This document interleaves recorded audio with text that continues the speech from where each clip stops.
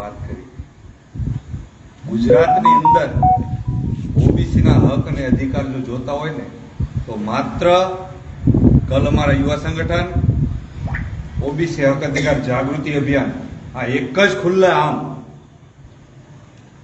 જાહેર મંચ ઉપરથી આ સમાજને શાસક બનાવવા માંગે છે. કોઈ કઈ હેતું નથી. આવડી મોટી ભાજપ સરકાર હોય કે વિરોધ પક્ષમાં બેઠેલી કોંગ્રેસ સરકાર હોય, કેમ એક શબ્દ બોલી શકતા નથી? પાર્લામેન્ટમાં ક્યારે કેમ અવાજ કરી શકતા નથી?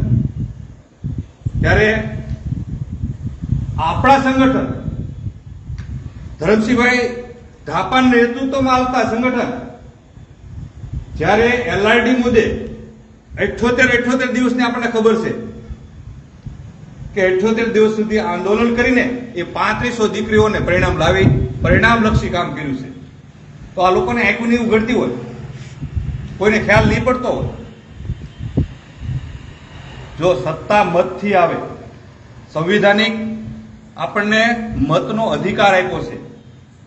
મતની શું કિંમત છે ને એ બાબા સાહેબે આપણને એક તાકાત આપી છે. પૈસાની જરૂર નથી, મત જ આપણા છે. અને આ જ પાર્ટીએ દેવભૂમિ દ્વારકામાં દેખાડી દીધું છે કે આ નગરપાલિકાની અંદર સત્તા હાંસલ કરી લીધી.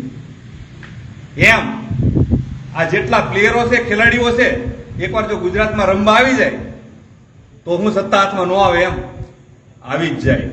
વિશ્વાસ હોવો જોઈએ.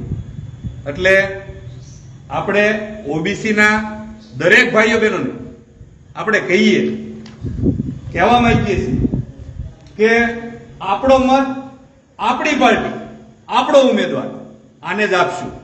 આટલું કહી આજના પ્રણેતા, ઓબીસીના અનામતના પ્રણેતા એવા માધવસિંહ સોલંકી સાહેબને દિલથી વંદન કરું. જય ભારત.